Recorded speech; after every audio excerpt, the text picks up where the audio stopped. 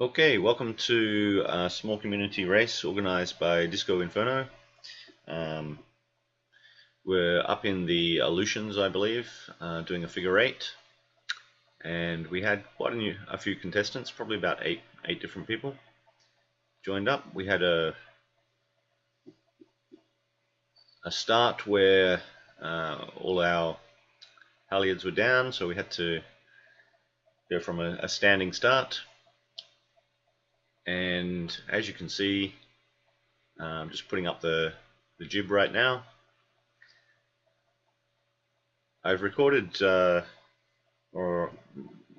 basically because I don't have time today, I've just let this be the raw video sped up to 3 times. In a moment you're going to see that the speed up happening. Just below me here you can see Silverfern making a turn. He's tacking with me, and we're trying to maintain the rules here. And finally we get to 3 times speed.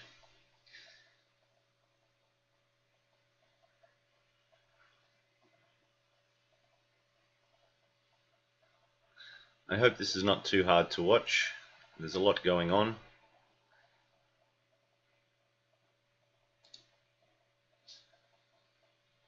But you can see at the moment that I'm on a port tack, and everybody else seems, well, the group that I'm about to approach to my north now are on a starboard tack. Some of them are on a port tack actually. Anyway, I'm going across the front of them there. No problem with that. And I tack back again.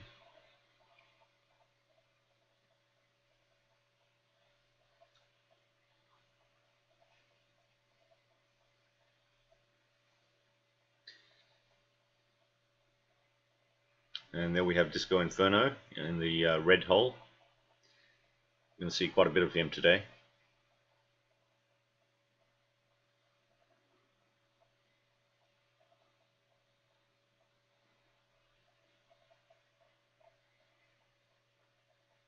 As I take a bit of a southerly approach,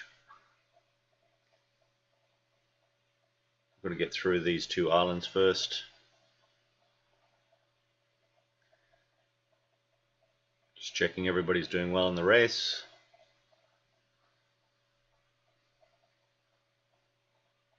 And you can see that I'm coming up to Disco here, and I tack because I was probably going to hit him. I don't have the right of way there, obviously.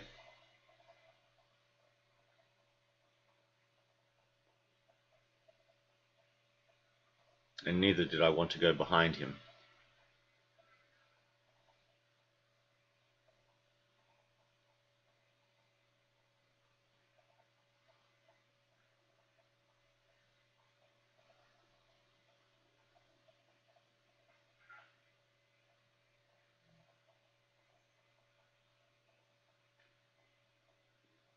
So as you can see on the map, I've got to get through this little bit of these 2 islands and get across. I'm going to head up fairly high pretty soon, but at the moment I'm just following the wind across.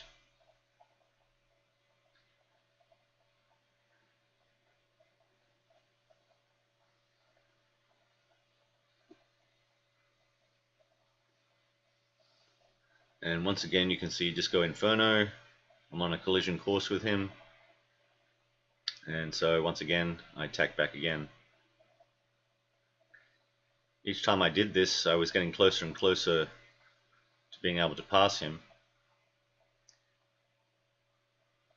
and we were on Discord together having a chuckle as he kept on pushing me further and further south.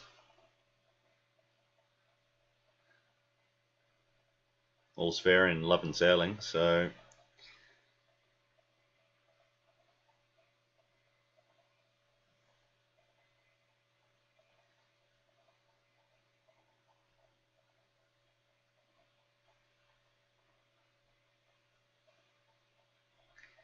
just making sure that I'm running as fast as I can. trimming up.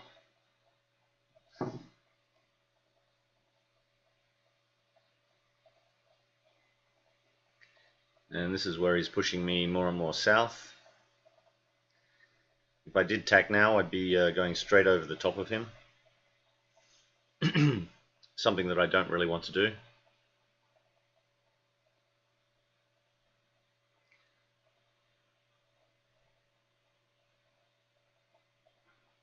But eventually I decide that I'm going to have to go behind him. Even if that means that I might get some wind shadow effects. I really do need to start tracking north.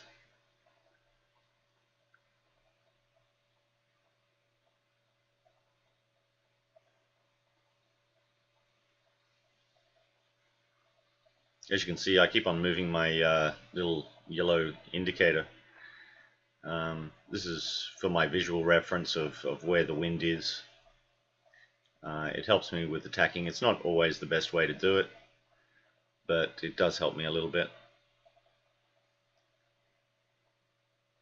And then you can see Pacific Sea Cow going behind my bow, my stern, sorry.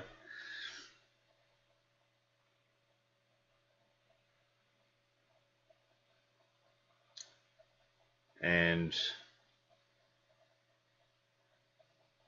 those two guys are getting pretty close to each other as well.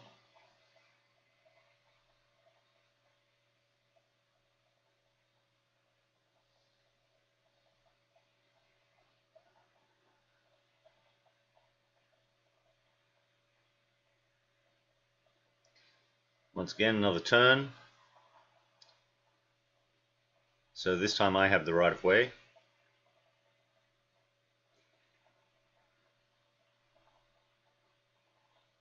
And that was someone on a cruiser that was doing pretty well at the beginning of the race. A couple of people did drop out eventually, but overall the community race concept midweek I think is a very positive one. If you give people enough time to know when the race is, they do come.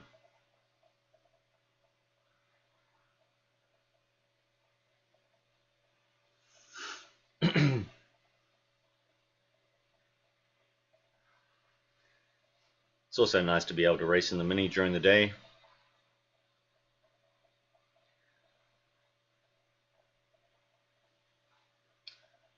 And here we go again with Pacific Sea Cow, who tacks back.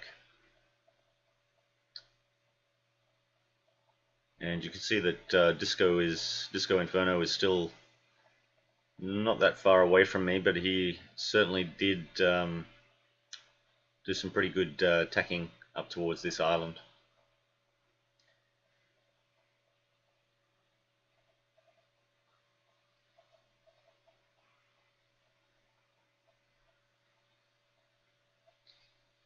And once again, I'm going to use all of the water that I have to see if I can make up a little bit of time here.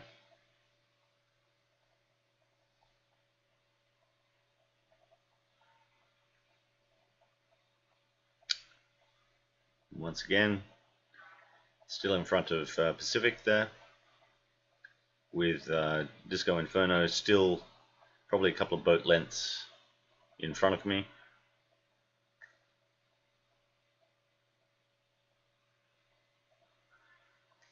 But at least I'm a little higher than him, and that means that I've got a little bit closer approach around the island.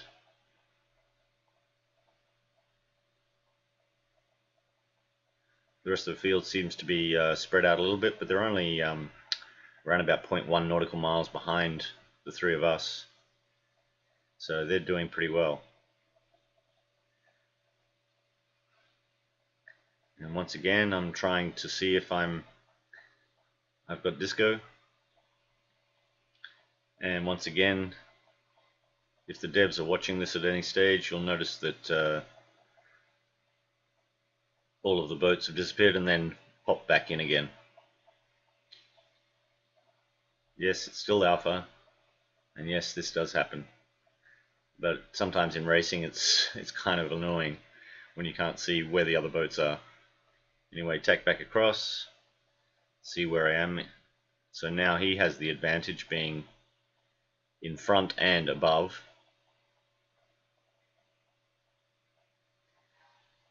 But I'm going to shake my luck here and go pretty close to the island.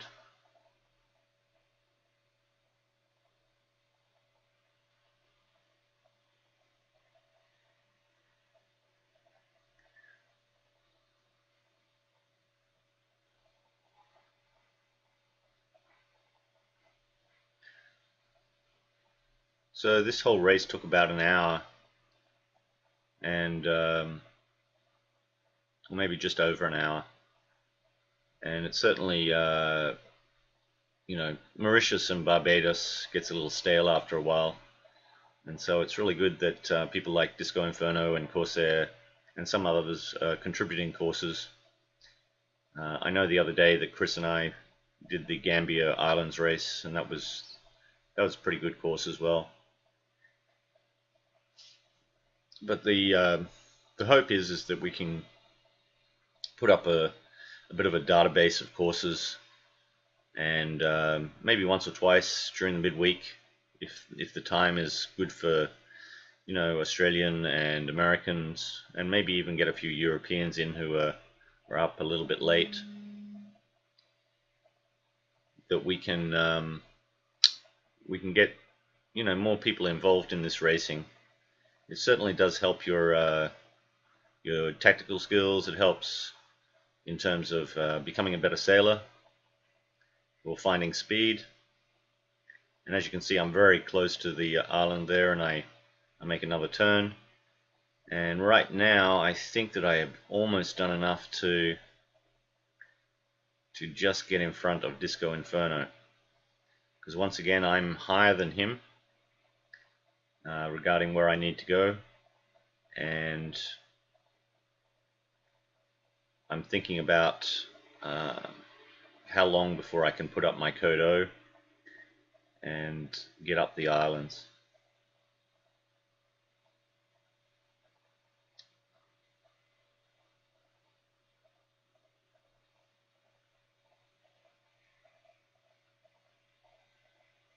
You know, in this race today we had a couple of people who have never raced before, and although I can understand that it's hard probably to see other people, you know, in front of you, I think it's good that people get to see themselves improve, and after a few races, most of these people would probably be challenging us for the lead. I know that DiscoInferno and Pacific Sea Cow have, you know, we've been doing a few little races amongst ourselves during the day when we have time, and all three of us have improved in different ways. Sure, we make mistakes, but you know, that's the great thing about this game and sailing in general, is that, you know, you're trying to find different ways of doing basically the same thing, but finding the speed to you know, outmatch somebody else. And as you can see, finally I've put up the Kodo, probably a little bit late here. I was talking to DiscoInferno, and I'd kept the jib on, and he'd put up the Kodo, and he said he was getting probably a knot more than me. So I decided to make the call, and or maybe 2 knots more than me, and go with it. It didn't take that long to put up the Kodo. Seems to be much slower in the cruiser. Not that they have a Kodo, but just changing sails. And now I've gone from the Kodo, which was only up for not that long, to a Jenica, as I do go on to more of a run.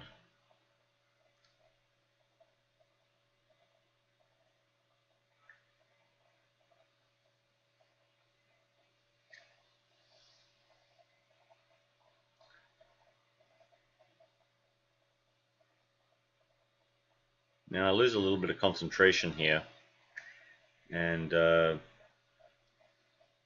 I let you can see where Pacific Sea Cow is. He's behind DiscoInferno, but as you're going to see in this downwind leg, he catches me.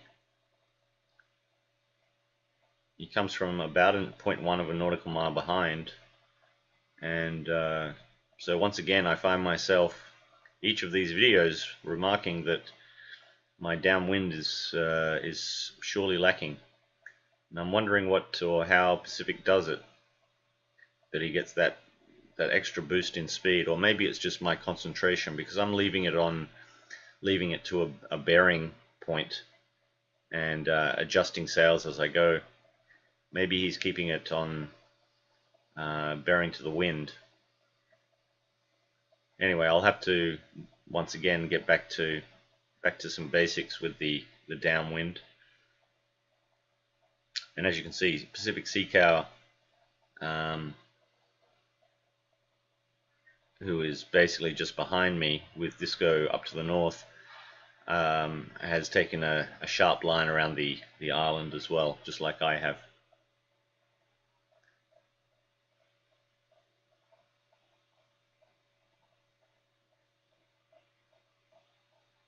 But once again, maybe I went a little bit too far to the east. I'm going to adjust that in a moment. But the other mistake that I made here is that I took down the Jenica and put up the code O.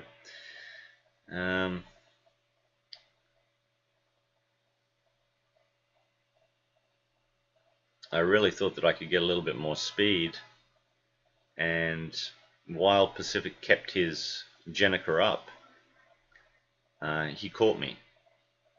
So that was a really bad tactical decision, or sail decision. And as you see, I'm going to pay for it by him catching me quite a lot. I don't keep the code O on for that long, but it gives him enough time to get a sniff into the action. And it's very rare that you see somebody on a downwind leg actually catch you and overtake you at one point. So once again, I've changed from the code O to the Jenica. I have to reset and get it right again.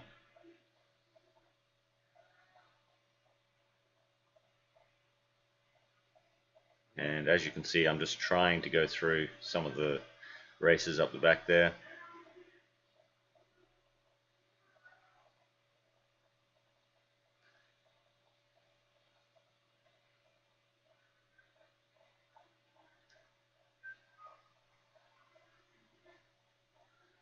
So once again, I'm just following the bearing to waypoint here, and I think that this might be my mistake, that I should be following the speed of the wind a little bit more.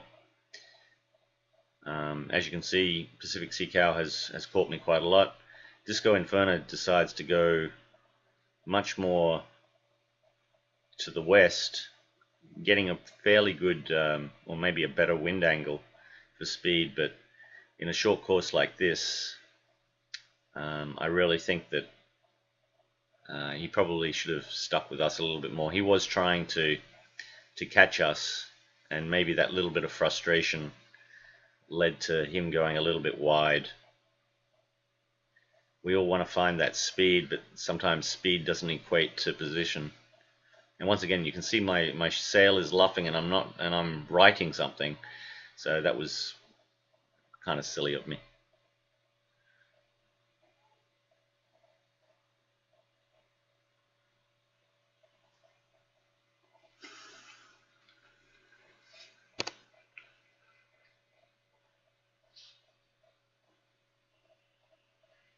So we've just got to get around this island and then back to the start-finish line again. And it's sort of neck and neck.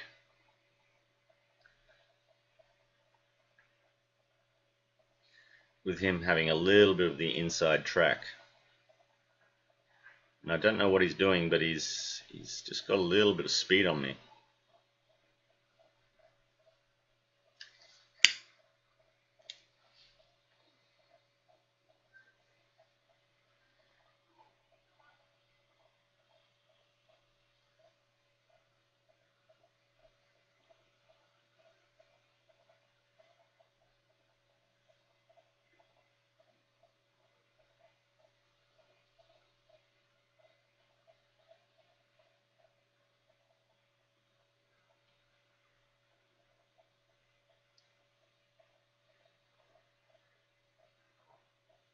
So at this stage of the race, I think that while I don't have a commanding position, I'm doing okay. I'm out in front, but Pacific is certainly knocking on the door. And being on the inside track here, I need to keep an eye on how I make my next turn.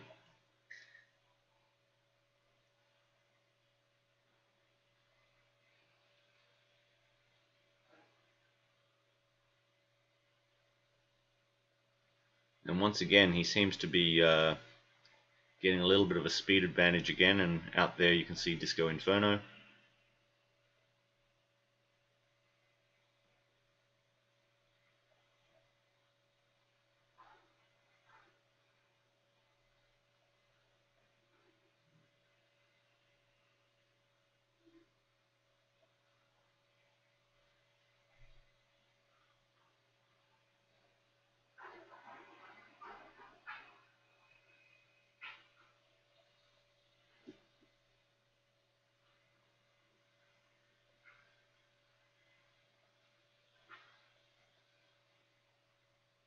And I'm thinking about going a little bit wider, but maybe this was what cost me dearly towards the end.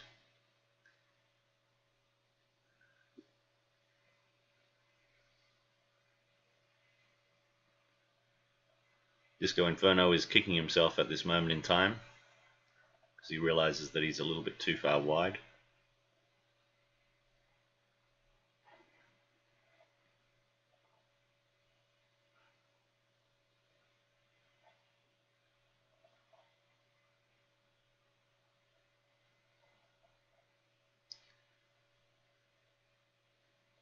So as you can see, Pacific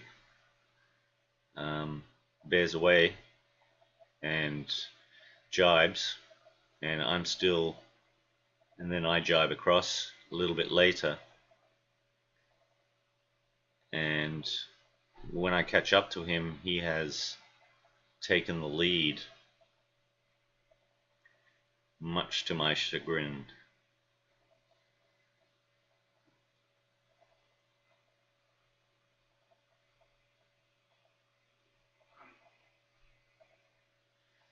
Now I'm trying to get him into a bit of a wind shadow, trying to slow his boat a little bit. I'm not sure because I didn't communicate with him at this time, but I was really hoping, but then he sort of disappears from view, and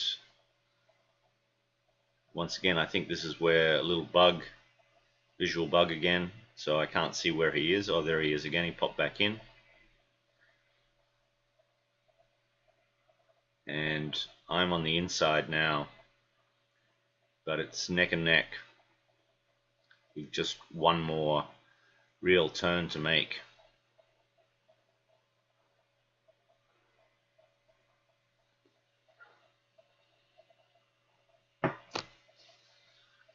And at this point I would think that he would be in my wind shadow. I'm sorry for the camera shake.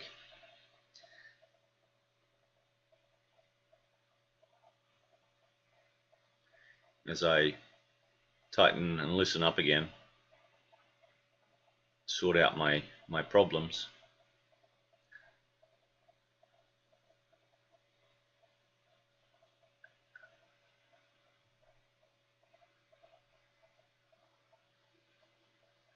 And I bring down the Jenica halyard, letting him go up and go to the code O, and hope to get a little bit more speed.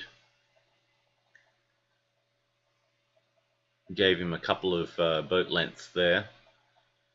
I believe that he's gone to the Kodo as well.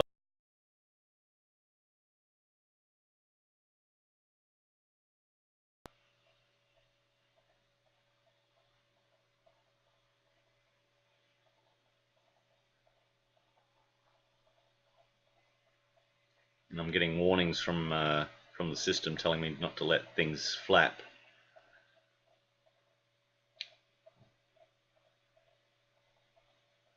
And now I've taken the position outside my boat, just to have a quick look. trying as desperate as I can as the start-finish line looms close to get him into a wind shadow and to be able to pass him. And it looks neck and neck right now, and then he zooms off a little bit more, getting very close, so I have to turn away, and it's too late. He's got me.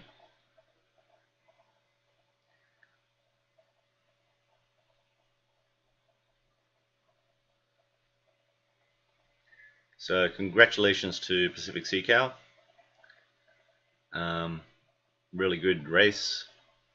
Nice to have so many people involved. I'm sorry about the editing. I just don't have enough time today. Thank you very much for organizing it and being involved. And yep.